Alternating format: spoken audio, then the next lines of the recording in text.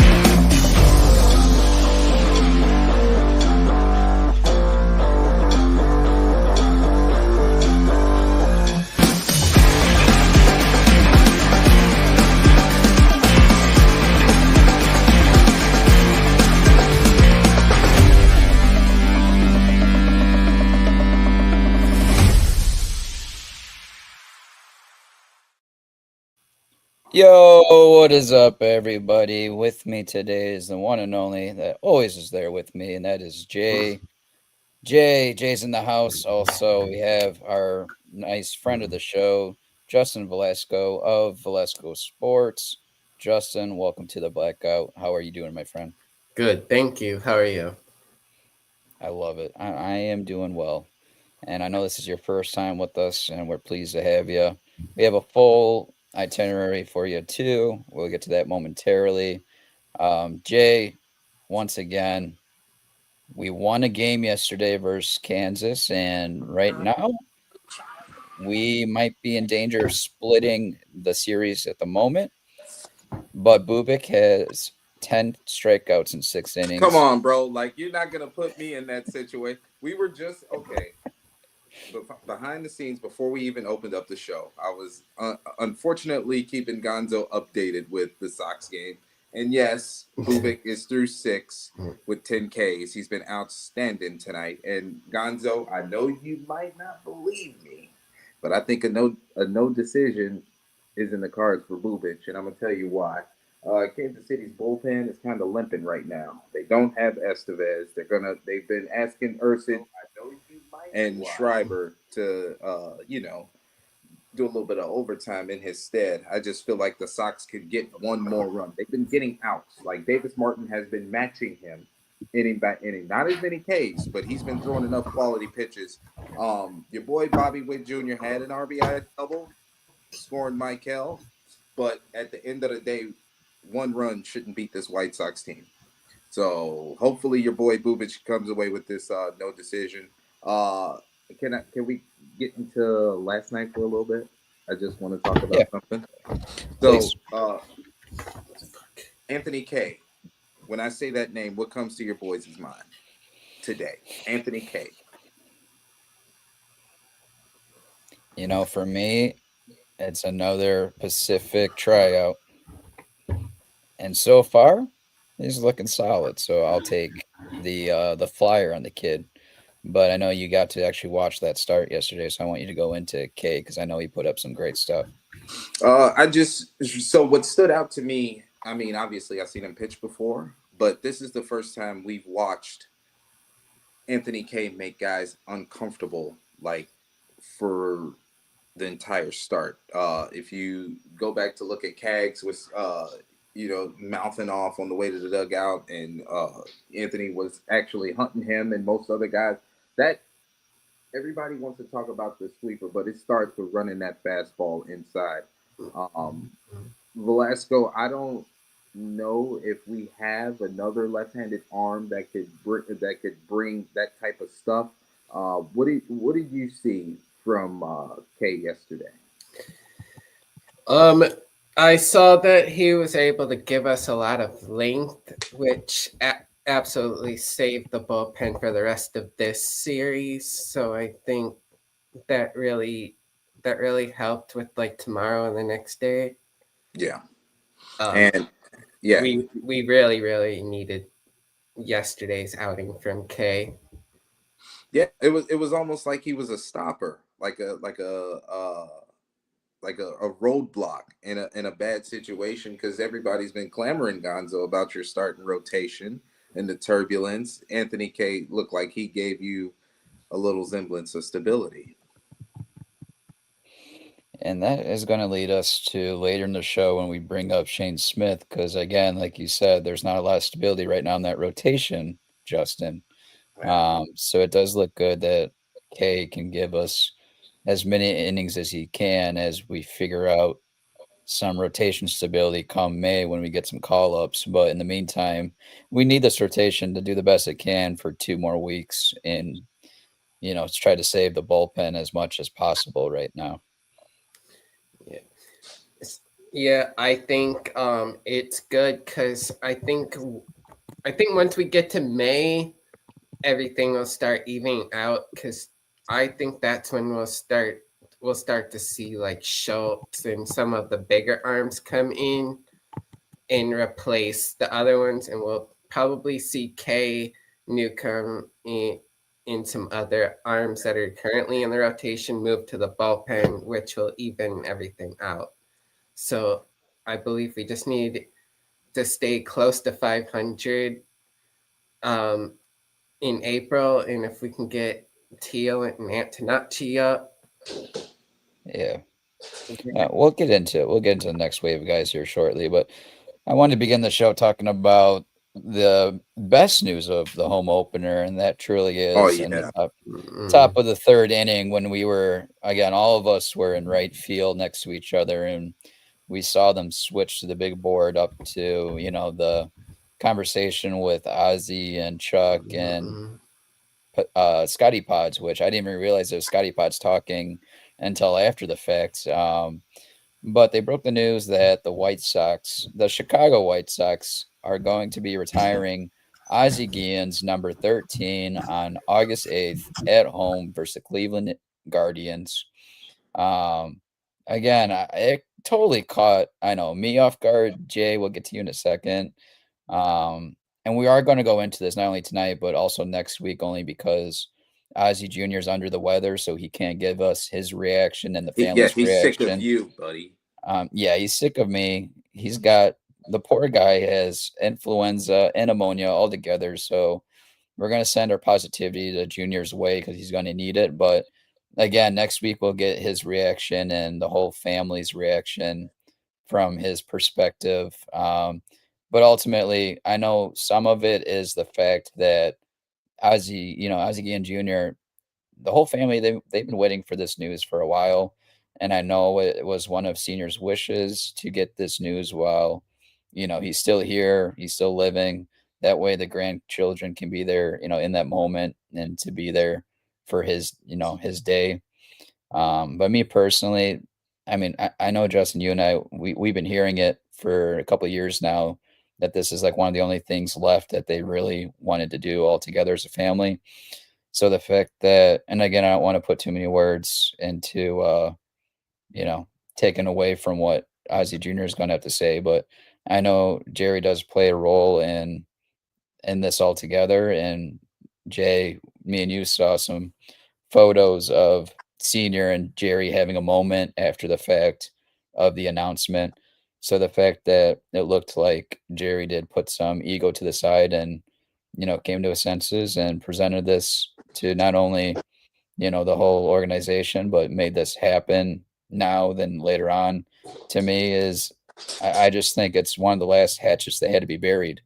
And besides, Jerry's side of it, on the Guillen side of it, it is absolutely a blessing that they get to do this all together, in the now.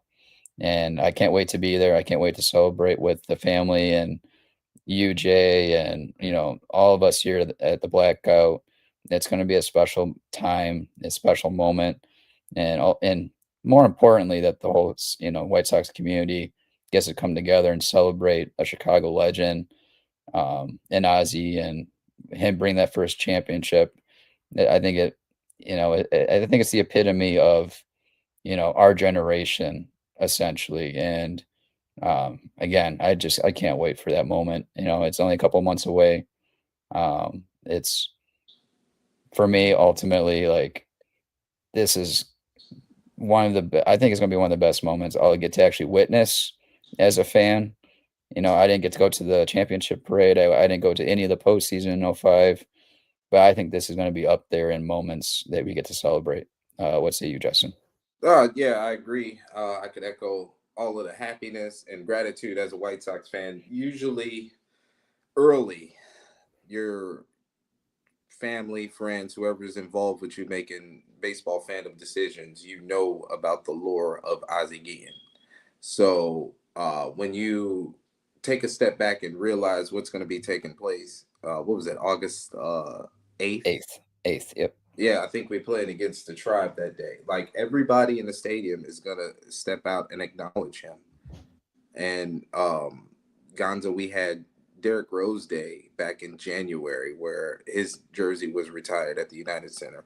You can multiply that by 1,000 because not only does Ozzie Guillen he brought a championship to the city, but as far as like the human, he is a piece of Chicago. He is our attitude, our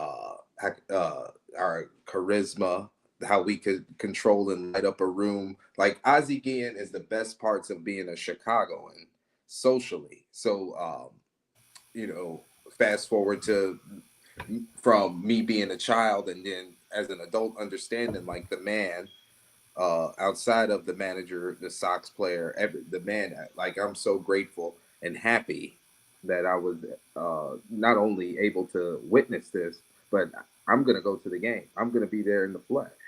So, Velasco, I'm not going to lie, it's going to be one of the best White Sox experiences of my life, being at that game and celebrating with the Guillen family, Gonzo, everybody, you, if you're going to go. It's something that I got circled on the calendar, hearing the date out loud, like being at the game that they announced it, it put 2 pieces of bread on that sandwich, baby. Yeah, I'm definitely gonna be there. I know Ozzie probably met so many people, but I've met Ozzie back in like 13. He probably doesn't remember me at Sox Fest, but that's because he's met so many people because he's a legend, and I'll always remember those. I'll remember how he's treated me every time that I've met him. He was must-watch TV, especially during those the Cubs Sox series when he would go off on Wrigley Field. Like he said, they got pigs, rats the size of pigs there. I mean, he could be right. That's none of my business. But. We did do that. We did find that link earlier about it. Like, there's actually been complaints, so I don't know how far off he is. Yeah, probably not at all. but so should I get back up? I'll get up at the end again. But the other book I have, Ozzie signed my book, where it says that the Sox beat the Cubs in the World Series in 1906. And he probably loved that. Yeah, because when I handed him my book, like I told him about it, and I don't even think he knew about it. He's like, give me that page, and he like signed it. Here, I'll get it right now. But every time I met Ozzie, every time I watched him from a little kid, like always a great man. He always respected me, and I love how he respects the game. I liked how he was always motivated to put the White Sox first, and how much passion he showed. Yeah, he represents the White Sox. Like, he's literally like when you Google White Sox, like you'll see Ozzie Guillen pop up on the first web page. No matter what era, century, he's gonna be represented with the Chicago White Sox, and I'm glad he's getting blessed into Southside immortality this summer. Here's a book. Yeah, go ahead. Let me see that. Here's a book that he wrote. It's called What It's to Be a White Sox. Yeah. He wrote this with Bob Vorwald. Sorry. but like it's about like his greatest moments in the White Sox history. And then I'm gonna get up while you guys talk. I'm gonna get that page ready that where he signed where the Sox beat the Cubs in the World Series. This was like one of my few times that I met him, because I always bring my history book, because I want it to be like kind of like the Hall of Fame of like White Sox people that I meet, like kind of how like people sign a big board. I just want it for that, like for like just so I can remember that I met them. How many pages was that book? Give me. I think it's like 200 or 300. It's the God. it's an encyclopedia. Let me. All right, you I'll go get that it. book. Justin, there's no way he wrote that, man. He can barely speak English. No, I'm just kidding. I'll headbutt you right now. Dude, that's what everyone said back in the day. But I think he probably had the Bob guy help him. But all right, you go get that book. Me and Justin will transition us to the next topic while you go get that book. All right. Oh, Jay, before I even get to the next topic, you just said something about a quality start, and my catcher hit a solo shot to extend that lead. So, Carter Jensen. Yep. Carter Jensen might be that Derek or Drake Baldwin of last year. And I know you're a big fan of Baldwin. And now I'm talking all about myself again. So you wanted to talk fantasy, Jay, and now you just walk away from me. It's okay. We got the book coming back. Hold on, wait. I needed time to digest that Carter Jensen bomb. Did you want me to crash out on screen? That's what you want. I'm already here right now because we can't score, and now you're talking about Carter Jensen.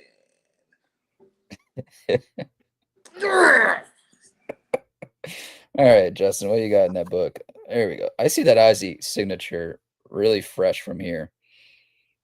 Man, he went all out on that one.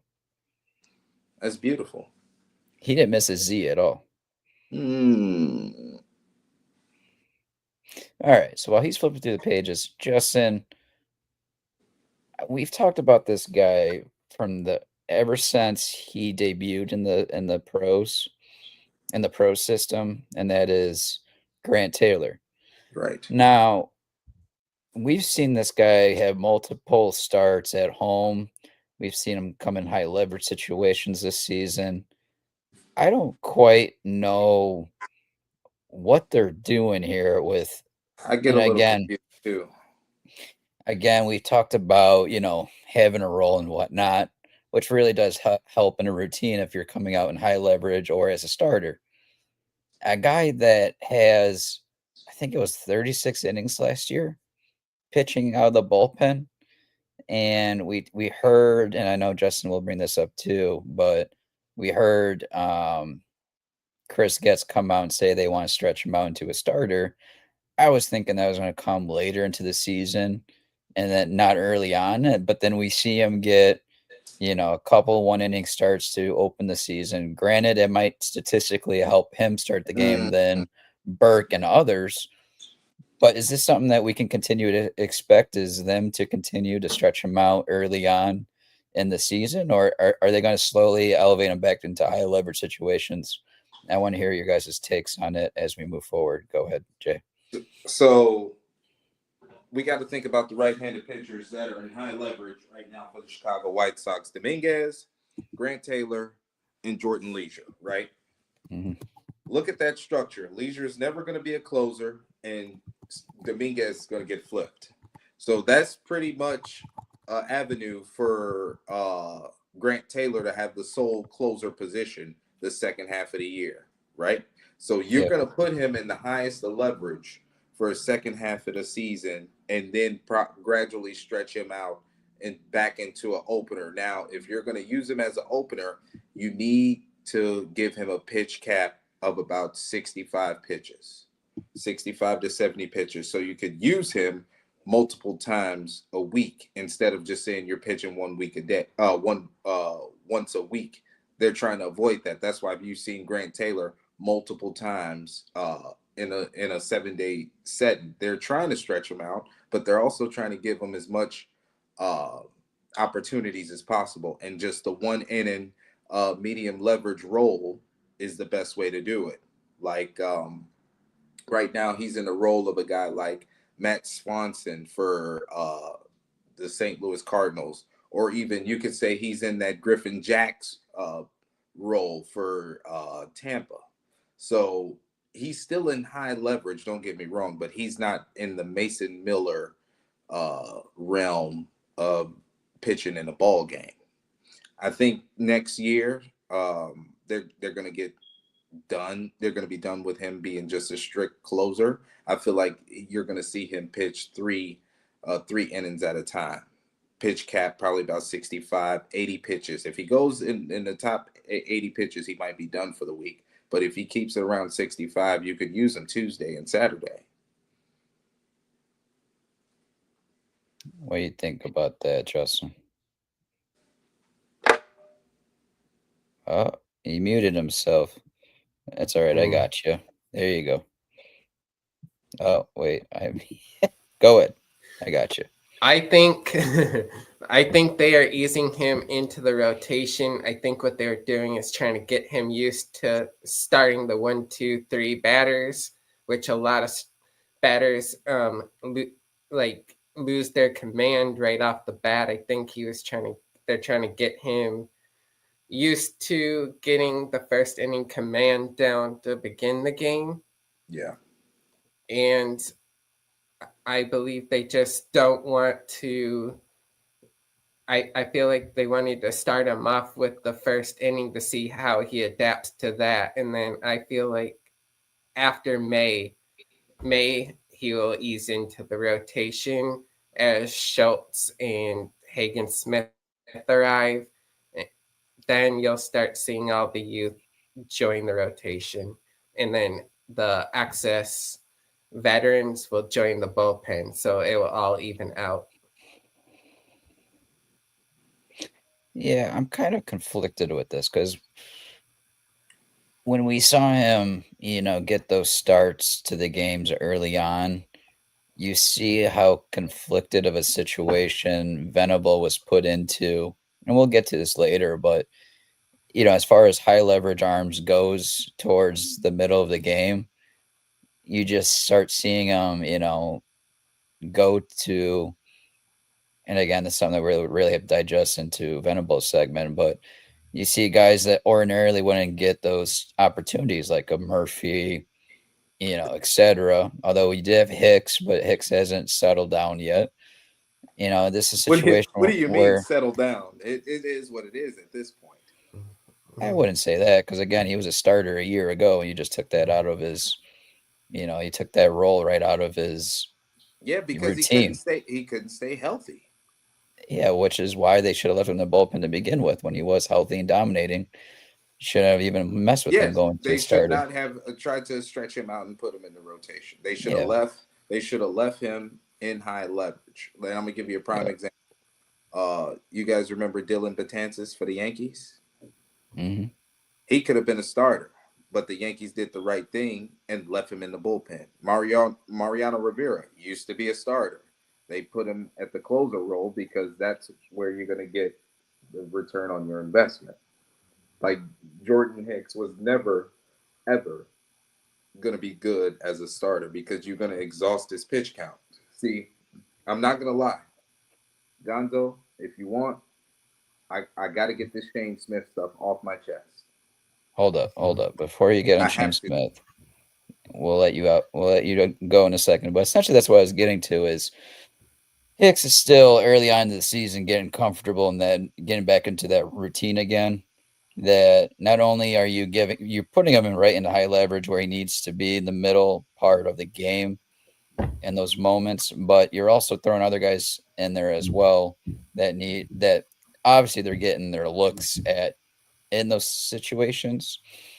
But essentially what I'm getting to is when you think it would be Taylor Hicks or Hicks Taylor Dominguez early on, now you're taking one of those guys out of there as a setup, and it's hard to ordinarily you thought Vassell would be in the mix. It'd be a smoother transition. But when you take both Vassell and Taylor out of those leverage situations, because again, Vassell's gone, injured. Taylor, you just use him right off the get-go in the first 3 outs of the ball game. So now you're coming down to straight up just Dominguez and Hicks essentially to go through 3 to 4 innings of that outing. You're going to be limiting yourself on the back end. So when we're getting to this, essentially, is what I'm going to say is, I ultimately think it would just be best to build his innings up in the bullpen for now. I wouldn't even consider stretching him out as a starter at this very moment. Even if statistically it might benefit you that way. But at the end of the day, Burke and others, they have to learn how to start a game if they don't want to have any success in the MLB. I don't care what the numbers are saying. If they want to stay here, they're going to have to prove they can do that. Because it's not like they're going to go their whole career coming into the second inning.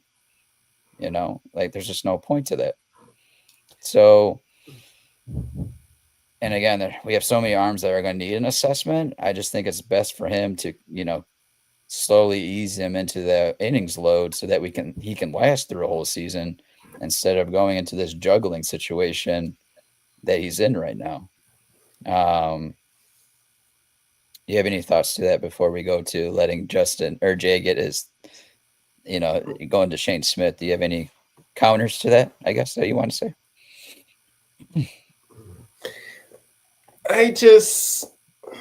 I think that I think they'll add the youth to the rotation, and then the veterans will take over the back end and bullpen mostly. That's how I see it. I feel like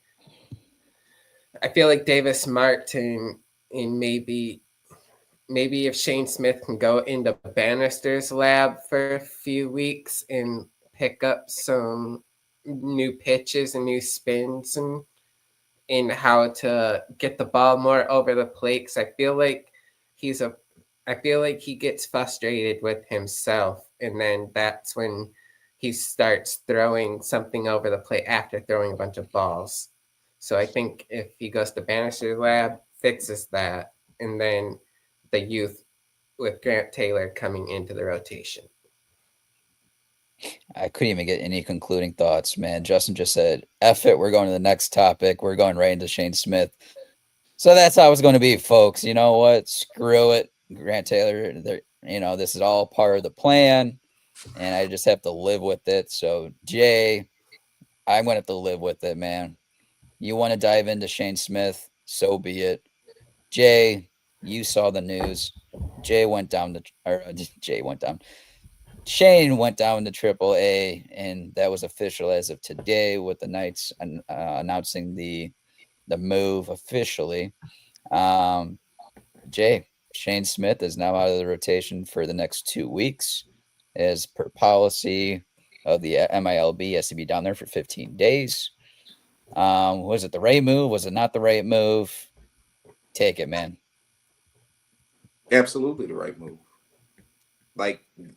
The reason that our bullpen is getting taxed early is because Shane Smith is exhausting his pitch count before the 5th inning. You can't have that. Even with all of the strikeouts that he had in his last start, look at how inefficient and unethical it was. I hate to use basketball words, but that was an unethical start by Shane Smith.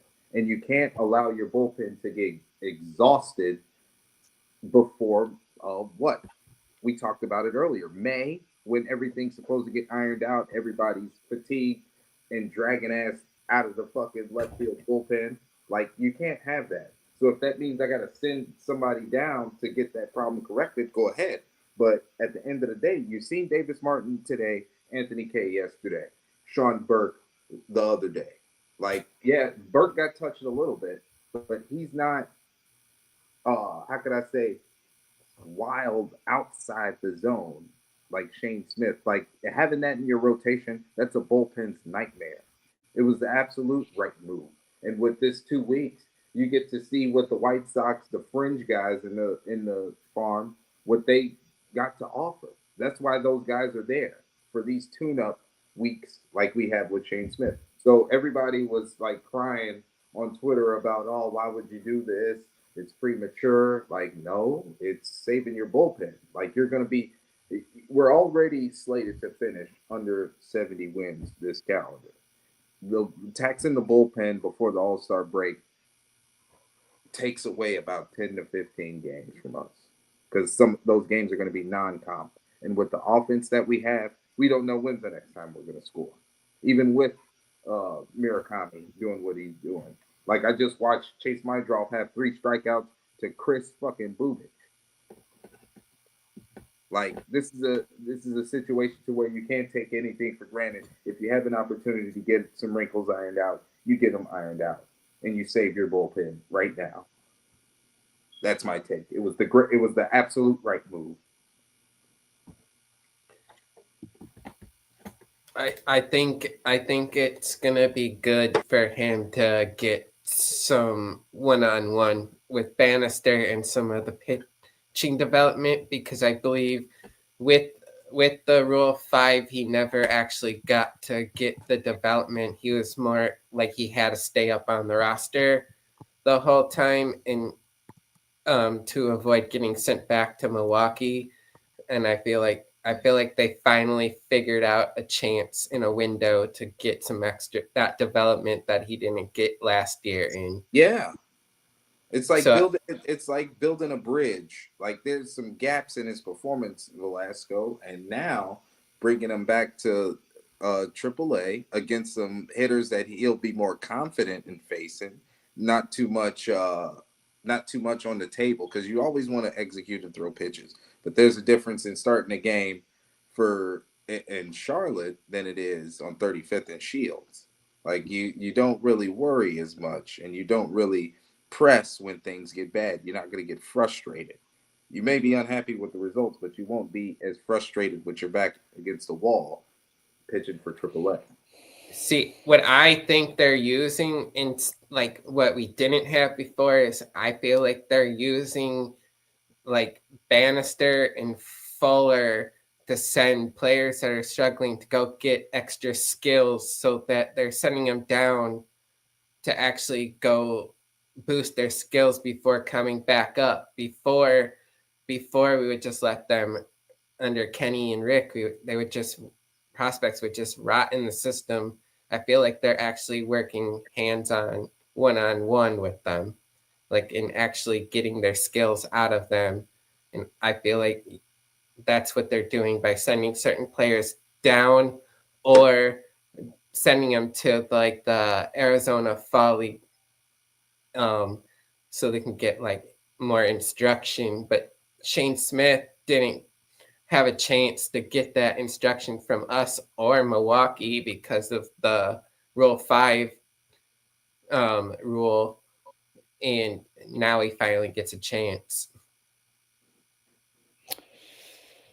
Alrighty, so I'm not going to suck Bannister off right now, nor am I going to bubble wrap any of these guys for failure. This game is based off of failure, right? You brought up Shane Smith getting extra innings in the minors. Guys, he was ready when he came into the league. He was a Rule 5 guy for a reason. He proved himself in that moment to be ready for last season, and he was an all-star because of it. And again, the league finally caught up to him, minus the fact that he also had the control issues as well. For me, and looking at this, I saw progression in his stuff from start to start. Granted, the command wasn't there yet, but again, you're so early on to the season, I wasn't really necessarily worried about that, nor was I worried about an innings load for the bullpen when we have so many arms that, like, again, I brought up earlier, they're going to need to get an assessment this year. I'm not really worried about usage of the bullpen with innings-wise when there's a lot of innings to be had regardless. But when it comes to Shane Smith himself, why would I want him to learn from failure in the minors when he's learning it right now in the majors? If he's not going to figure it out at the majors, that's not going to be help going back, getting confidence in the minors coming up and just having to face it all over again in the majors. Again, he needs to learn those adjustments in the big leagues amongst big league hitters. So the fact that we're like you're going to send him down, and then what? Burn an option, bring him back up, and keep on doing that. Are we going to do that to everybody? Like, I just don't think that's a recipe for success. Yeah, but Nyler is taxing your bullpen, and I'd rather have him go get those extra skills, learn a few extra pitches, come up with extra weapons, and then come up and help us But out next month. it's nothing. He's not learning any new pitches down. He's commanding the stuff that he already has. Guys, And the bullpen stuff. Hold up, the bullpen stuff again. I just said you have so many new arms that is going to be coming up. Like, I bet you Noah Schultz and Hagen Smith will probably start off in the bullpen and then get their starts in afterwards, or at least one of them will. He will. I think Noah might have a shot at starting rotation right off the get-go, but I don't think that would be necessarily true for Hagen Smith. But regardless, you're going to have arms coming up in that bullpen where I'm not really worried about taxing the bullpen this early on to the season, per se. Again, I'm not really worried about that.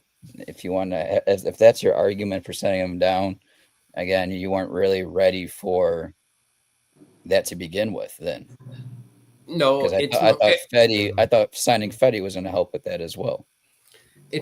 But why not go give him like he can learn more from Bannister hands on. He didn't get that. He just came up because he had that restriction. If he were to get sent down last year to get that, he would have got sent back to Milwaukee.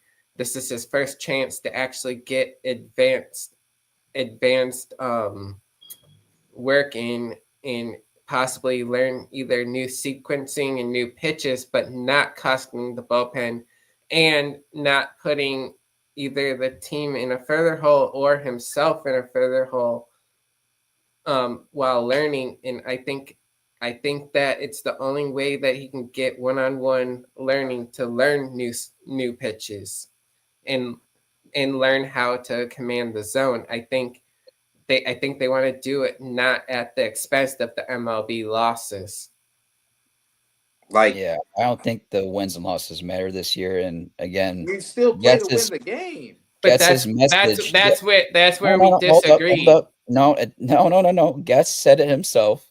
He led the offseason saying this is continuing development, and that has been the priority focus after that.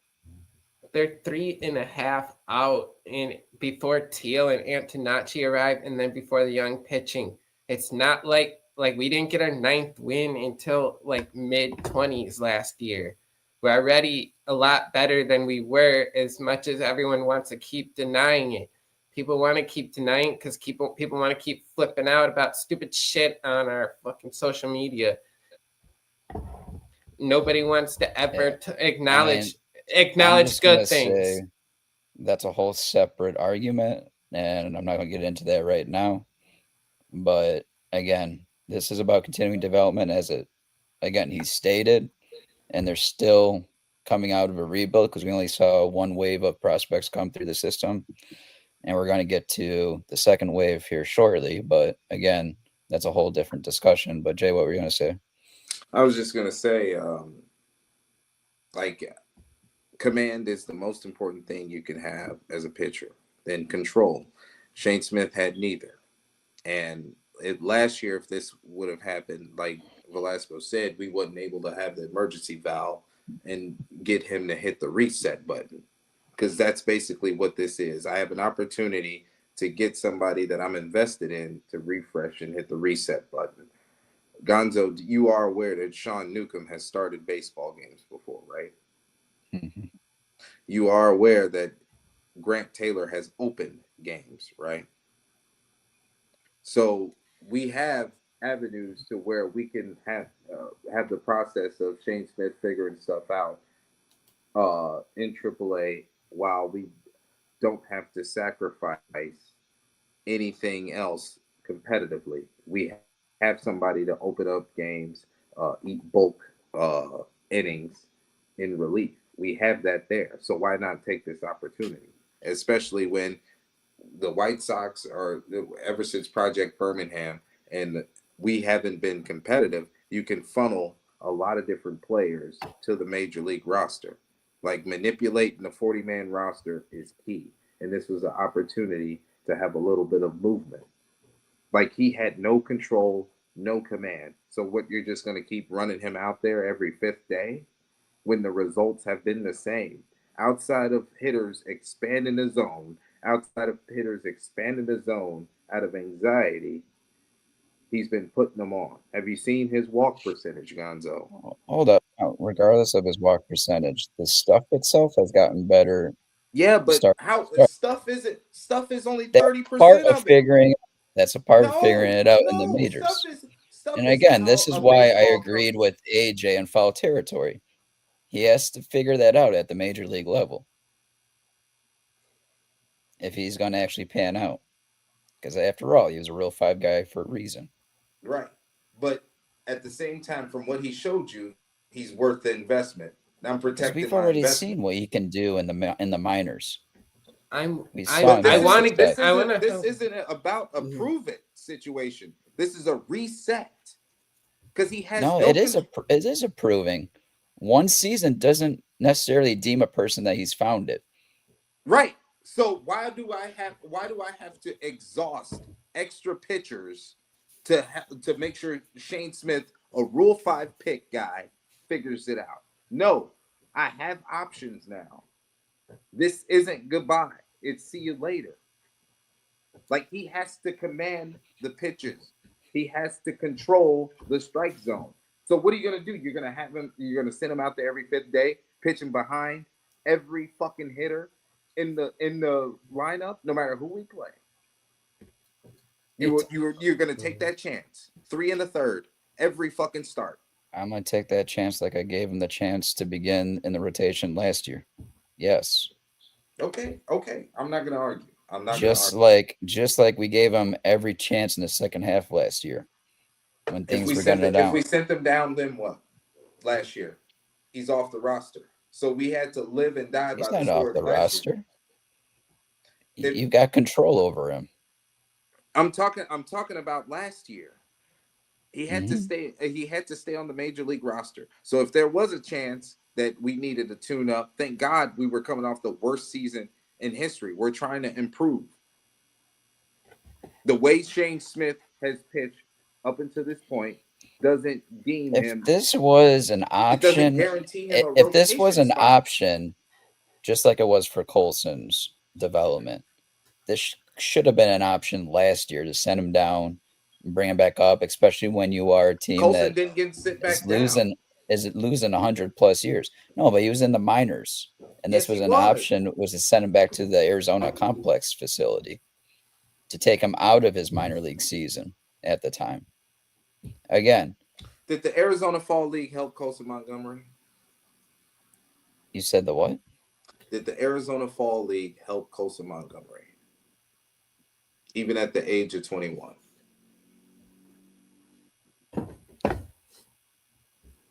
You know the answer.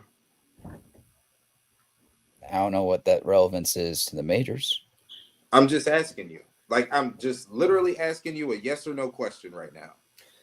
I think you don't understand this conversation. I don't think you understand, guys. There's that they get advanced skills when they go down there. They're getting hands-on advanced skills that they can use, that they cannot work on without costing anything against the major league team. That doesn't necessarily guarantee that it's going to get him back to the majors. But why wouldn't you try it? That's the thing. Why wouldn't you try it without costing your major league team? Because nothing equates to the major league level with doing it at the major league level. There's no guarantees that that's going to work. They're probably changing his arm slots, changing his sequencing, and they're probably doing advanced stuff with him. So yeah, it will. And also they worked with Fetty, and he changed it around and actually got us a big haul back, and then we got him back. Like, they actually do stuff working with these guys. So I believe going down there for 2-3 weeks, working with Shane Smith, him coming back right when we start getting other guys back before May. I'm about to crack out. a good thing. I'm about to crash out. Gonzo, a 10, He's gonna crash. 1080 ERA through only 8 innings, a 2.5 whip. Mm-hmm. 2.5 whip through 8 innings for a starter. And that's through 3 games. And you mean to tell me him going down to AAA can't benefit him under any circumstances? Whether it's getting the confidence back, getting a different type of sequencing, making sure You he's said it. handling. If you said it, if it will help him, it's a hypothetical. And I can tell you, based off of what we've seen on the mound, you saw the TJ stats posted. He had the best stuff of that performance that day in the whole league. Did he get the results you wanted? No. What? Why didn't he? He couldn't even give me 4 solid innings with the best stuff of the day. Why not? Yeah, because we know we've been talking about that this whole time is the command. However, what he did show you was in those frames when he was putting guys on bases, he was pitching out of it. And again, that's a part of trying to make adjustments from start to start, batter to batter. ERA. I would rather give him benefit of the doubt of getting out of those situations than to send him down automatically. There's only 10% of those situations that he gotten out of. He has. But again, you're seeing the progression from start to start. No. Yes. No. How can you say no when you just had the best stuff in that performance? Was he efficient in that performance? No. Has he had good stuff all year? Yes. He's had good stuff all year. I wouldn't say no. Come on, bro. I wouldn't say that either. No. He Block AR. He has had great stuff all year. He's been inefficient in every start. And I'm not going to agree to that either. Show me a start where he was efficient. I'm giving you the burden of proof. Matter of fact, I'll go through the game logs. I'm not arguing about him being efficient. I was arguing him progressing with his stuff.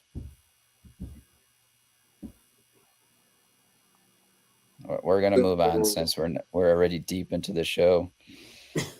All right. Where are we? Next wave of prospects. You brought it up, Justin. Who are you most forward to coming up in this next wave, Justin?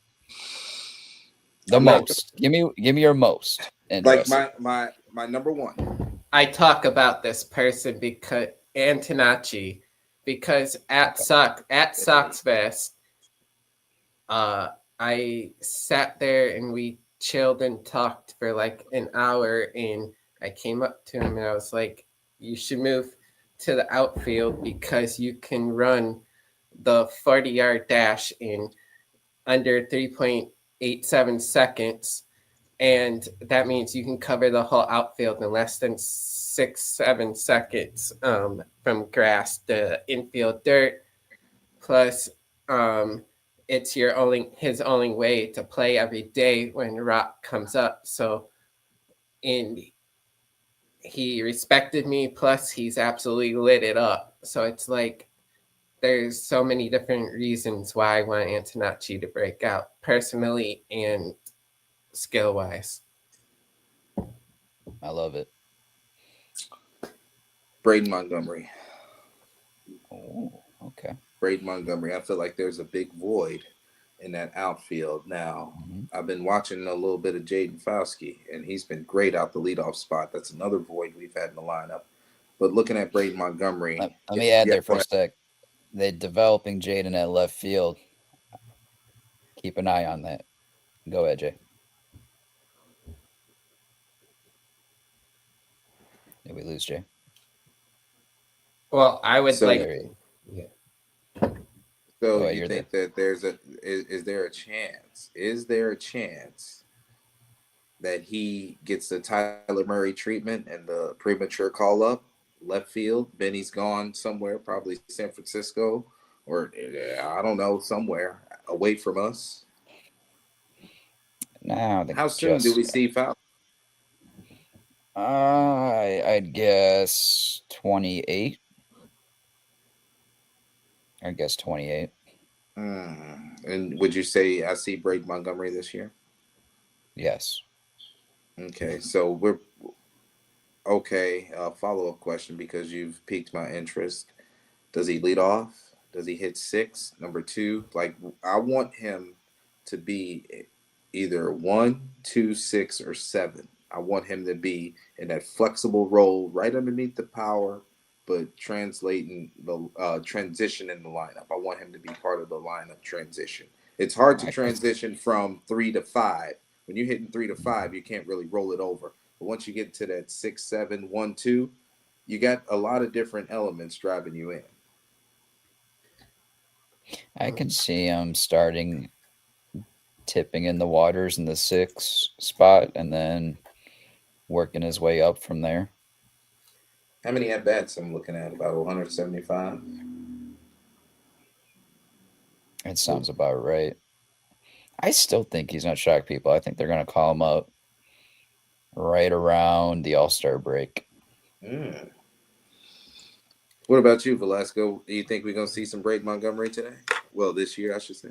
Yeah, I think we're gonna see him, but I think he's gonna probably be the start 7th, 8th spot. But I would like to see the 1-2 spot be Antonacci, Teal, Montgomery, and then Murakami. That would be a nasty top 4. Can you imagine being a right-handed pitcher, seeing that lineup? Like, that's tough because Antonacci and Teal, obviously, we seen what the Italians could do this winter in the WBC. But then you throw in sluggers like Murakami and Colson. Now, Colson has been scuffling a little bit as of late, but once he starts swinging with square, we've seen what a hot Colson Montgomery looks like. I mean, Murakami already showed us what he can do. You get Antonacci and Cal Teal at the top of that lineup. Oh, Lord. Yeah, you're gonna have a lot of explosive starts to the game with those 4 at the top. Then I would, if you're gonna keep Acuna in center, I would put him in the 9 hole so you can have Acuna's speed, and then I would stick Murray in right field until Braden's ready, and then when Braden's ready, maybe move Braden into center, keep Murray in right, Antonacci in left field. Wait, why you keep saying Murray? You think he's going to be a part of the future? I don't want him. I'm not going to lie. I don't want to see 30 more at bats. Oh no! I'm saying until you start to see. I'm saying until you start to see some more of the outfielders come up through the system, and then also nobody's talking about how Wade Jr. might be able to come up off the bench soon. Yeah, that'd be cool to pull him off the bench. He's a good pinch hitter, good on base guy too. So if we can get a drop, of later this month of Antonacci, Teal, Wade Jr. on the offensive side, that would be a decent drop. I think they're gonna cut McGuire, and Lee might be called up for the 3rd catcher or maybe even a bench role because they did bring Lee back. And correct me if I'm wrong. Hasn't he been taking some reps in the outfield? I do a search because I thought I seen Kyle Teal in the outfield. Not Kyle Teal. I'm sorry, Corey Lee. Just no, please no, please no. No, I'm just saying. I'm not trying to put him out. I'm not trying to put him out now. Oh man, Jay, just all right. Don't even worry about that, Jay. I'm gonna go with the guy. Jay, you know where I'm headed with this. Ever since we drafted him, this is a guy that OJ has given me the most shit about, and that is Noah Schultz, our future ace. And again, we had a whole tantrum about our starting rotation for at least 20 minutes of conversation. But that's a guy that is, I think, not. And again, I went rounds with people, with natural publicationists on Twitter this offseason with them ranking. I think they have Noah Schultz out of the top 100 at points this offseason I've seen from the major people out there, like Chris Clegg, and I name names, so yes. Kylie McDaniels. Clip that. Yeah, thank you. There's more. But again, Noah was top 40 before the knee issue last year. So that's a situation where to keep an eye on because he's been on fire lately. And I only expect him to continue that. And when he does make that debut, I really think he can actually have a shot at starting in the rotation of how well he started off in AAA. And again, I think he's going to take off this year for the White Sox and eat innings in that rotation. And then we can start to see, who we're going to build around in that rotation. And not only just him, but, I think McDougal is going to be in there having success as well. And that's a guy I've been high on as well. But for me, the most important wave that I see coming or player in that wave is going to be Noah Schultz. And I like for what you guys are saying with Antonacci and Montgomery, Braden, that is, those are two bats to only add in that lineup. But eventually we got to see this rotation start to being built. And I think Noah Schultz is going to be a big part of that. I'm not going to lie, Gonzo. Watching Noah Schultz and the mountain of the man he is now, he's not very wide, but he's tall and lanky. Watching him sling a fastball through the zone, especially like his strong side, like the left-hand side, not the glove side fastball that he got to paint inside to righties. I'm talking about that four-seamer 99 upper outside quadrant, like watching him sling that. I don't really care about the breaking stuff. If your fastball is imposing, you can get away with that. And it's going to be a fun time. Can you imagine walking through the stadium, like you're walking the concourse and you hear Noah Schultz warming up? I mean, it's going to be great. And what if, okay, Noah Schultz, he's not going to throw, let's just say his first start of the year. He has a pitch cap of about 65 pitches, right? What if he starts on August 8th? Give me a vibe check. And then they call up Noah Schultz and Braden Montgomery. Give me a vibe check. I don't think I'm going to make the opening ceremony. I think as soon as I see the first pops in the bullpen, Gonzo's going to he's going to have a heart attack, man. I'm going to be at Rush Hospital, and I'm not even going to be on the field. Well, you're going to get the news the night before. Like, you're going to know the night before, like, if Noah and Braden they're going to get called up or if they're in the lineup or what have you. So you'll have time to have your heart attack. You just got to make sure that you recover it for first pitch because you might not want to miss it. Another guy that we haven't talked about, I don't want to get long into this, but Caleb Bonnemer. The last couple of home runs that he hit today and yesterday, people aren't catching them. Like, they're buying drinks behind on the concourse, and they got Bonnemer bombs landing in their cup. Like, can you imagine taking a shot of a Bonnemer bomb? No chaser. Yeah, I think Bonnemer's going to be interesting to see where he ends up this year. I mean, I have a good feeling it's going to be Double-A. But as far as going into next year, there might be talks. We might see Bonnemer in that third wave. So I'm looking forward to that. But again, most importantly, this next wave of guys, I need to see the progression of that first wave in their first full season. And that includes Colson, Teal, and others. But again, I want to see progression with the development of that second wave of guys as well, to really show that this organization is truly developing them. And I mean, we see that naturally in the championships of back-to-back years, but it's totally different when they hit the majors and seeing that development as well. You got anything else, Jay? No. Surprisingly enough, imagine if we were still Hanbots, we would be hoping and praying that our top prospects would be here. We're actually in a situation as Sox fans, knowing they're knocking on the door. So I'm excited. I'm actually along for the ride. That's why I can't get too mad about Shane Smith.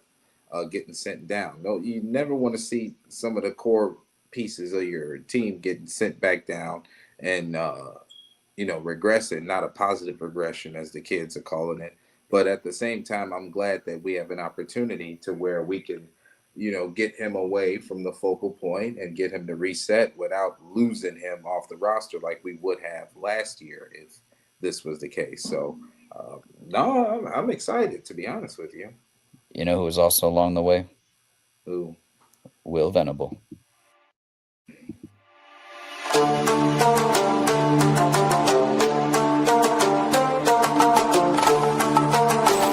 The most important thing is to just set really clear expectations for our group and how we're going to go about our day and the things that we're going to do to build a foundation to be the kind of team we want to be. But it's also about cultivating a winning culture and being passionate about coming to work every day and creating a positive environment where people know that we're going to face some tough times like everyone does across the league, but at the end of the day, we're going to do all the things that we need to do to go out there and compete and play hard, holding each other accountable to things that you've set expectations for. But get ready, because we're going to go out there and play good baseball. It's going to be exciting. We hope to see you out in the field.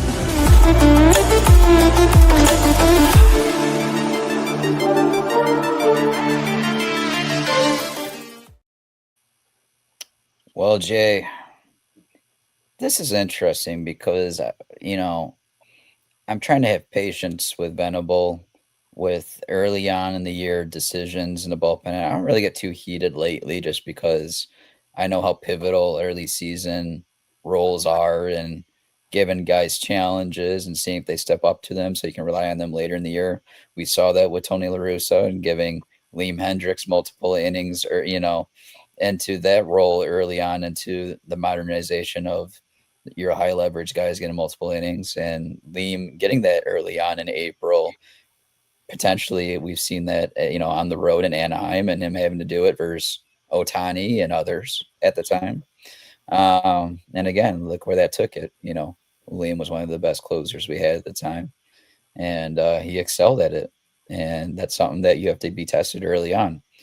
And again, that was La Russa, a Hall of Fame manager. This is Venable in his second season. And not only does he have to figure that out on his own, but he also has Gatz and Bannister in his ear telling him, that we have to give these guys their roles and he has to abide by them. What's been your thoughts early on to the both of you? And you know what, Justin, I'm going to throw you the curveball this time. It's coming at you, buddy. Let's see if you can hit it. Wait, do you have a direct question? I kind of... Sorry, I know I just kind of threw that at you. Literally a curveball. What's he caught that one looking. All right. What has been your thoughts on Venable early on, Justin? I love Venable, so got nothing What? to say. What? All right, he's got nothing, Jay. What no, I said I got nothing negative to say. I love Venable. I have nothing negative to say. Oh man, he wants to go to Sox Fest again next year. You're sick. Yeah. I met Venable. You're not gonna get me to. I'm not going that route. I want to work for the Sox. I'm not going that route. Oh, okay. All right, Jay. Jay, he's got the picture of him. I didn't get to put it up, but what about you, man? Have you gotten pissed off at him at all, or have you been like me with watching him and observing and seeing? It's so hard to be pissed off like you guys. You guys get pissed. Here's the thing. Like, Gonzo will find anything to get mad at. He will find something to get mad at. He'll call it caring enough. Like, I'm caring enough to where I think it's fucked up. Like, defacing your own team is not caring. Defacing your own team and talking shit about your own players is not caring. But you can hold them accountable. You can hold them accountable, but the trash I see online is trash. Get that shit off my timeline. He's not calling me for my trash. He's calling other people for trash. There's gonna be trash out there. You got to scroll past it. You got to get through. It looks like a bunch of meth heads just smoked meth and wrote something. I understand that, but even though I'm a other White Sox fan bases are laughing at us because we sound we like a bunch of laugh at other fan crackheads. bases. I would rather be the White Sox than the Chicago Cubs today. We got to clean our And- shit up. Because every time a batter like swings and misses, oh, get him off the team. I hate him. Yeah. Yeah, of course. That's going to be there. That's been there since after COVID. Like, you do realize after 2019, the Chicago White Sox fan base have turned into an emotional, impulsive, article reading group of schmucks. And that's all right. Because at the end of the day, How about loyalty? yeah, loyalty is still there. There's still loyal Sox fans. I've turned myself into a homer, and I'm a White Sox apologist. I find every and any reason to absolve them of any blame. The So one are thing, you a Venable apologist then? sometimes. What does that mean? I hate these stupid terms. I just love my So, White Sox. I'm I reeling hate us- these. I'm reeling us back into the segment. So No. I just You know what? I just I'm gonna back out of my settings and put Venable Apologist just because that's my new title. All right, Just cool. because Do it's it. stupid. I wanna- It's stupid. Can we stop with these little child Wait. names? Wait. The Are you going to only- Venable Yeah. apologist below your name, or you mean on Twitter? I just want to say I don't like these stupid screen names either. I like just be authentic. Have Hold your on, real wait. name and grow some balls. Stop hiding behind a fake screen name. All right, you want me to have some balls? I did not like the fact I think that was a Will shot at- Venable- I don't think that was a Will- shot at Will's Commander Army or whatever. Hold on, wait. I just want to It's say a this. shot at people that sit in YouTube chats with a fake name and then they have your real name so that they can just trash you the whole time. I was taking a shot at Damien, but that's another way Well, to go about it. yeah. Trash them too. Let's All right. go. What were you going to say, Jay? Something about I just want Ven- to say, since you guys want me to be mad about, be mad. I just don't like him pulling the infield in so early because not only do you cut off a couple of defensive angles where a single absolutely scores 2 runs in that situation, no matter who's the base runner, you tell your team that I don't trust us to get any runs back. And that is a mental hurdle that gets created for no reason. So that, I mean, the bullpen management, you could say what you want. It's coming from how the front office want the pitching staff handled, but it's something that's in his control, the lineup, and more importantly, the game, day-to-day operations. Don't pull the infield in so soon, early in the game. I don't think you should pull the infield in unless you're down 3 runs and it's like the third, or you absolutely can't allow them to score 1 more run. And the fact of the matter is sometimes this happens before the game even gets out of hand. There's Venable's apologist right there. Yeah, so we don't really have the team Yeah. to survive getting the infield pulled in, and I feel like him pulling the infield in so prematurely, that makes stuff worse than fixing a problem. I don't need you to be premature. Okay. All right. I can't get over this stupid nickname, the All right. Venable So Apologist. It's politically correct. I actually am glad that I was looking for something when I was going to this segment, and I'm glad you brought up the infield thing because I totally forgot about that. So thank you for bringing that up because that was actually a really good point. Was what are we doing? I think he did that in Miami. It was like the first inning. Yes. Like, When a oh, single man. could just absolutely break our back. Which it did. It did. It literally did. As far as like a pitching decision, I was upset in Milwaukee when you knew they had Yelich on the bench and you still brought in the righty in high leverage when you could have just brought in Newcomb and kept Yelich on the bench. Like, what's the issue with Newcomb throwing 22 to 25 pitches? he used to be a starter. He can handle the workload, pitching back-to-back days or whatever. You didn't have to go with the game, literally game on the line. You brought in your closer. He would have had to get a 4-out save in the highest of leverages. Like, he could have went a different route, but you can't really think in hindsight. I'm just nitpicking because that's what you want me to do. Well, I'm always going to remember this segment when we continue to bring it out all season, that Justin's a big fan You're of disgusting. it. You're disgusting. Jay, you know it's coming in plenty because I can't get enough of the clip that we found for the segment of Will's Way. But we have a venerable apologist, so I should see him in the chat every single time. And I only expect Justin to give us some criticism that is warranted and accountable, having some accountability. That's my challenge to Velasco here, is having some accountability the rest of this year. And I think that's how I'm going to wrap up Will's Way. Fine. Mine is not extending certain players and bringing them up rather than waiting for the service time.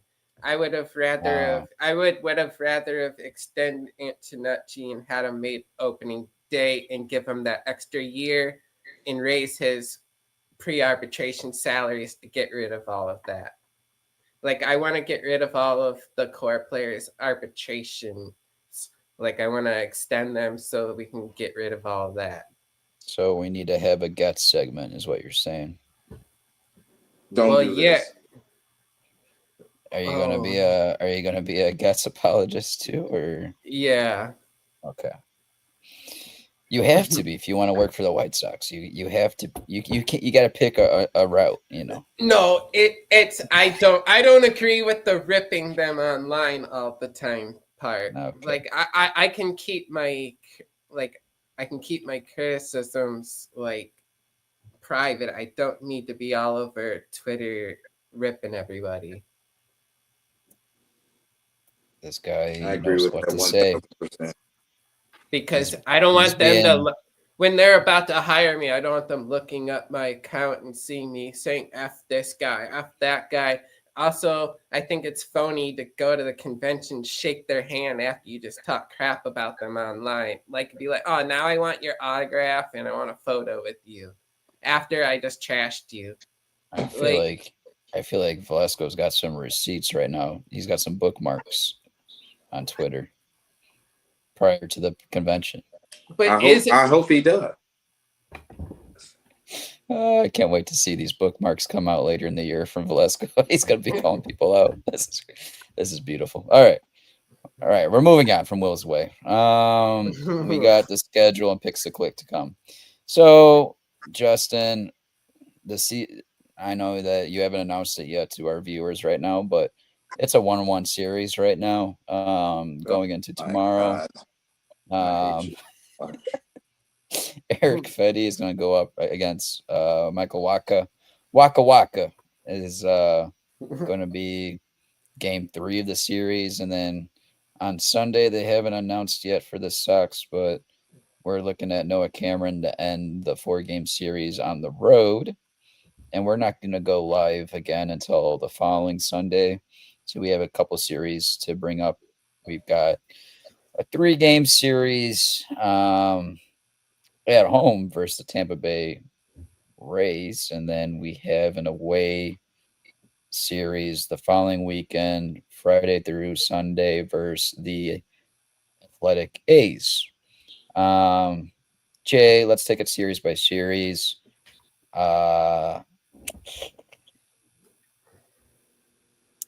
I think with these next 2 games, I can see. Let's see. Eddie versus Waka. I like our chances tomorrow. I don't like our chances on Sunday versus Noah. So I see a split on the road, I'll take a split on the road in KC because we don't have great success in Kaufman usually. So what do you two think before we move on to the next series? Okay, so this one, I would like to see a split it would be amazing if we can win the next two, but I'm happy with the split. I'm happy with 2 series down the road because that's when we could possibly see Teal return. So we have like 1 or 2 more series without Teal, I think, and that's. Yeah. I would not be happy with a split, but both of these pitchers that we're facing, Michael Walker and Cameron, got sub 2 ERA, so we'll be lucky to score against either one of them. I just want to say that I did have the Sox winning 2 out of 3 against Toronto. We ended up sweeping them, so you exceeded my expectations already. Once Chicago White Sox, hopefully, I think it's got to be Walker tomorrow. It has to be Walker tomorrow. You get a couple of your lefties a good look at a right-handed pitcher. I don't think we're good against left-handed pitching. Going into that Tampa series, though, I think we got an opportunity because, A, they don't really have a dominant closer at the back of the bullpen, even though like we're struggling to score. It doesn't matter, but you always want to match up like that. It'll be a good test to see where the White Sox are playing baseball because Tampa Bay throws a couple of different avenues on how they score runs. They can play small ball. They got guys like Yandy, Jose Aranda, of course, Junior Caminero that could slug a little bit. I want to see how pitchers and Edgar Cuero deals with guys like Chandler Simpson. You got to, because you can't just let them steal every bag. You got to different ways to holding them on. So, I mean, I think the White Sox will win, salvage at least one game. And you said the weekend series against the Athletics, I think we get cream tide. I feel like that's a get right series for Oakland. I think Nick Kurtz. I'm gonna put a lot of money on Nick Kurtz, total bases and bags. I'm gonna be a gambling degenerate. Remember, the Athletic just lost Brent Rooker. Bleak and Langoliers has been a little bit lately, not as much as the base hits, but the slug hasn't been there. I feel like the White Sox, especially with Shane Smith out of the picture, we're gonna have to score a lot of runs, and I don't see that happen against Oakland. I think that both of the series, Tampa and with Oakland, Vegas, Tampa and Vegas, we salvage one game apiece in the series. We'll be lucky to win 2, but I feel like the Vegas is where that run differential going to show up a little bit. Okay. I think I kind of along the same lines with you. I think Tampa and the A's are going to take 2 of 3. I don't think we're going to get swept in either series, but I think we'll take 1 game in each series.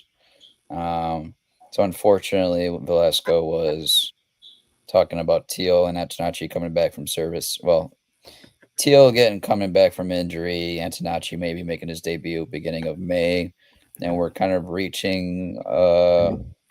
Okay, 6 weeks is 21st. 6 weeks will be the 21st versus Arizona. Yeah. So we still have another week after that before May hits. Yeah.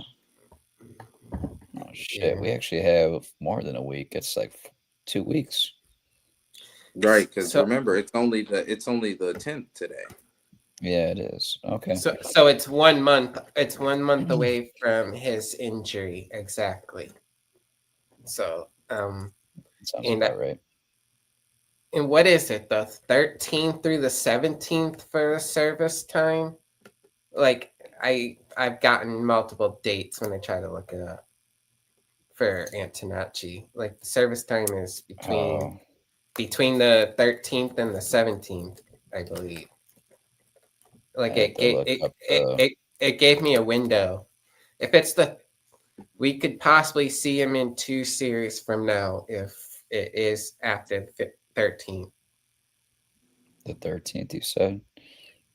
If it's the 13th, then we can probably see him, not this series, maybe the next series. But also, if we have Teal and Antonacci drop on the roster at the same time before May, that'll be a big boost, especially if we're owing 4 3-4 games under 500. I did bookmark the service time thing from last year. I'm trying to look it up right now because we were talking about last year with Teal originally. I think it's the 13th this year. Because it's not even just a service time thing. They also have to put into consideration if they're going to bring them up for also the incentive to it.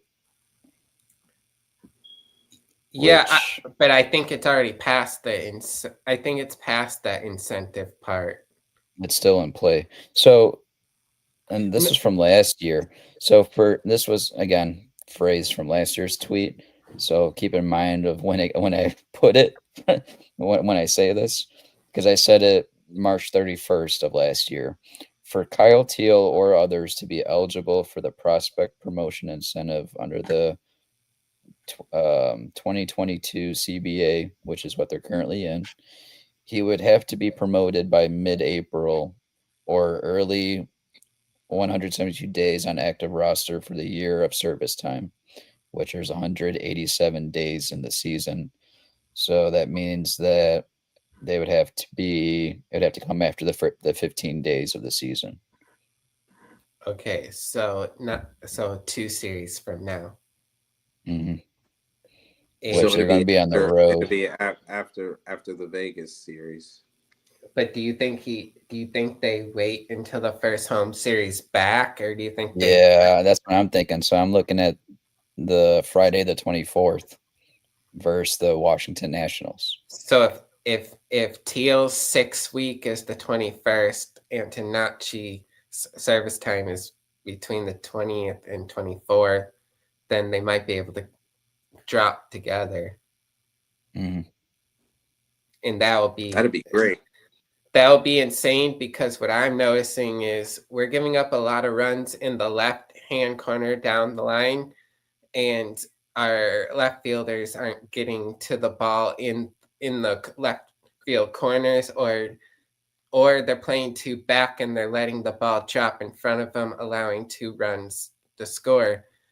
Antonacci is going to clean all the runs in left field up, I believe, because he'll be able to get to the ones, and our fielders are letting the ball bounce and catch them off of a weird angle, and that's why we're letting up so many doubles in left field.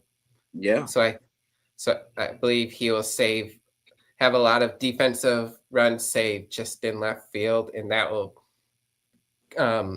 decrease all the ERAs. I concur. And that's going to wrap up our schedule outlook. And I've been dreading this all night. But it's a good way to wrap it up because it kind of ties in the prospect, the second wave, talking about Antonacci's potential debut in the upcoming end of the month here. And yeah, Jay announced his displeasure in the fact that I won Pick to Click to begin the 2026 season with my pick of Murakami. Also, Jay, you should have announced that my extension request was denied for Murakami because you said this was his best version that we're seeing. So we might, unfortunately, Velasco's not like this, but we eventually might have to discuss the trade talks again. So yeah, Velasco has lost connection as I said that, unfortunately. So Jay, we are at Picks to Click. Oh. When Velasco comes back, we'll add him into it, but I'm picking Miguel Vargas with Mooney off the board. Slavko in the group chat stated he's going to go with Colson Montgomery. So you are now on the clock, my friend. I'm taking the easy way out. Just give me Edgar Cuero. Ever since you came up with the trade Edgar Guerrero shtick, I want him to go on a heater, and this is the perfect opportunity for us to kill two birds with one stone. So you're gonna hate Edgar Guerrero more because he's gonna win me pick to click. Edgar Guerrero. Wow. And he's been bad too. So if He's if he showed me a little bit of something, you're gonna block me. That's funny you mentioned Quero because we talked about this at Welcome back. the home opener. We talked about why did I get harassed for wanting to trade Edgar Quero. No, you were harassing people over trading Edgar Guerrero. You were harassing us Sox fans who love our team and love our players. You don't you get do this to me. All right, so Quero is off the board. Sorry, my laptop died. I'm trying to get back on there. It's okay. You're good. We're just about to wrap it up here shortly, but because OJ is currently seeing the birds right now in his dreams, Justin, you're gonna or Velasco, you're gonna pick for OJ for pick to click. So no pressure, Velasco, but you're gonna be Junior's pick right now. Okay, this looks stupid. Yeah, let me see. Here, I'm gonna remove your phone. I'm gonna bring you back. There you go. That looks a lot better. Yeah. Right. Go ahead and there you go.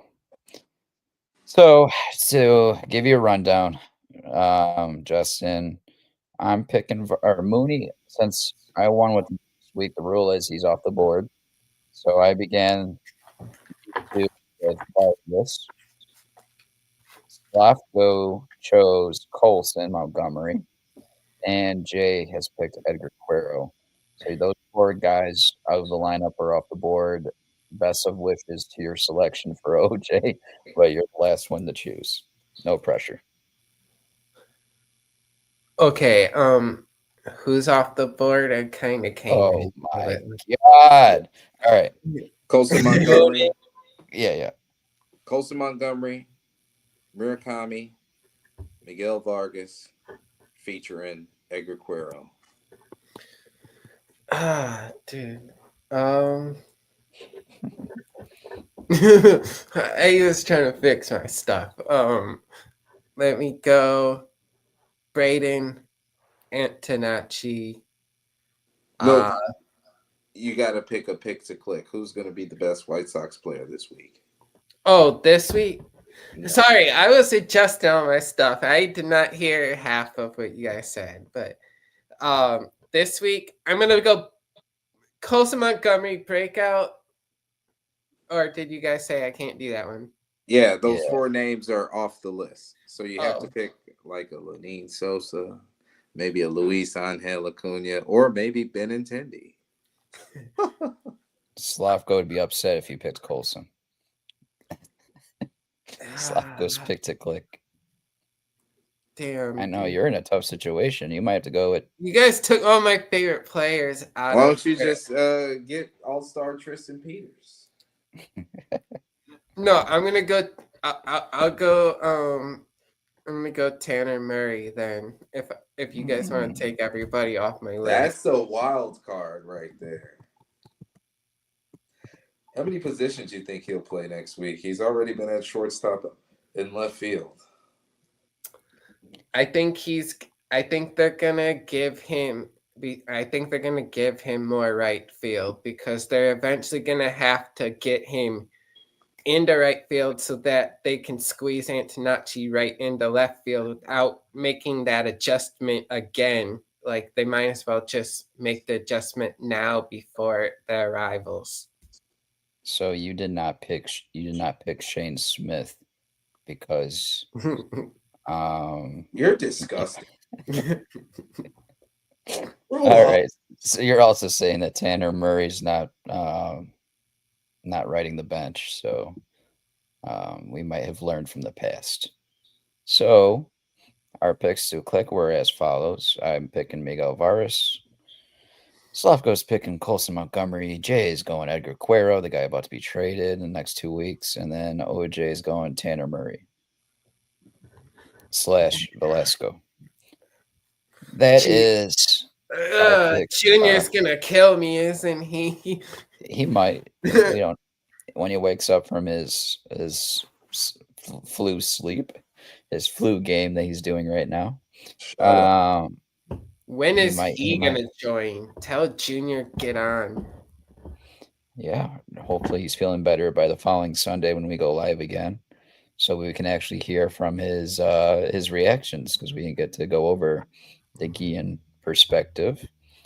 We will do that next show, and that kind of leads us to our shout outs. The guest of the show is going to have, actually, you know what? This is your first time, so I'm not going to put the pressure onto you to begin shout outs. Jay, go ahead and start shout outs for us. First and foremost, we got to give a shout out to Anthony K, because the last time we won a ball game, it was out of his left hand. Appreciate the effort that he's given us in 1 year of Sox, and I like the fact that he's setting the edge, saying we're not going to get pushed over and bulldozed socially like in the past. We're not going to do that. So I appreciate Anthony K. And to be honest with you, and we got to give this a shout out, give this guy a shout out every day.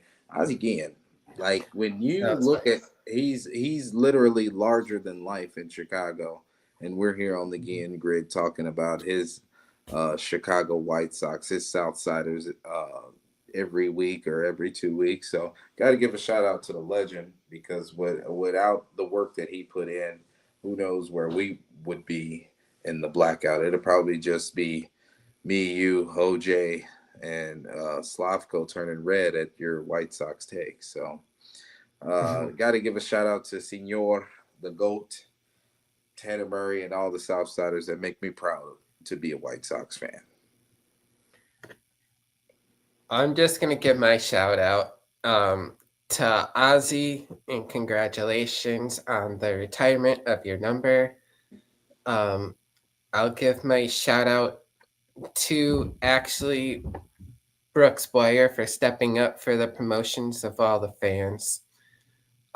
Everybody tuning in here. And I want to give a shout out to everyone in White Sox Nation, and everybody here too for having me on today. Thank you. It's been great. Man, you guys are taking all the joy out of my picks. Oh my God. Let me see. This is easy. You know, I'm Jay. Shame on you. You didn't begin with your significant other. Shame on you. So I'm going to go with Soraya for obviously dealing with my ass on my days off of work and dealing with my stresses. So she gets a shout out for being the best fiance. And also shout out to her for dealing with my stress with being a new homeowner and going through that process and dealing with all these crazy ass lenders. And there's only one good one that gets to deal with my ass. So shout out to her as well. That would be you, Taylor, if you're watching. And we lost Velasco again. That's okay. His computer might have died, but we'll bring him on again. There we go. He can listen. All right. I gotta shout out everybody in the chat. We had a lot of good comments here rolling in the chat throughout the night. Shout out to UKG for tuning in and correcting Jay, as you did with your beautiful comment. That's actually the most I've seen KG type in a message. Too many characters for slop. And then shout out to Aaron. And I hope that he gets unblocked eventually. No chance. And then Southside Deech, he actually gave us a nice solid shout out and followed by a retweet, quote tweet as well. Shout out to you, Deech, and the Southside Boys. And obviously, Velasco, he fell asleep on us last week, but he did not forget to set his alarm clock for this week. And thank you for not only joining us, but actually surviving us for an hour and a half of your time. We're going to have you again later in the season, hopefully more than once. Hopefully, get you on a couple more times before the year ends. And I know you're going to have a surprise guest possibly joining us potentially later on in the year. That guy has a crazy schedule, so good luck to you, Velasco, for working out those juicy being a co-guest with you. But I'll be looking forward to that when it comes. Also, I'm gonna end this shout out with, again, you guys beat me to it, but giving Senior the tip of the cap because again, it's something that we've been long waiting for, and it's finally come, and now we get to just sit back and enjoy it when the time comes in August. I hope everybody in the chat and watching us on all media outlets out there, whether that is YouTube, Facebook, Twitter, TikTok, etc. Thank you for tuning in and listening to our reactions of the news of retiring Ozzie's number, and for all the crazy shenanigans that followed after that with our pitching rotation, more prospect talk, and the schedule and picks to click that followed that. Thank you for tuning in and watching the Blackout. We will see you the following Sunday as we go to our third episode of the season. Thank you for tuning in and watching the Blackout.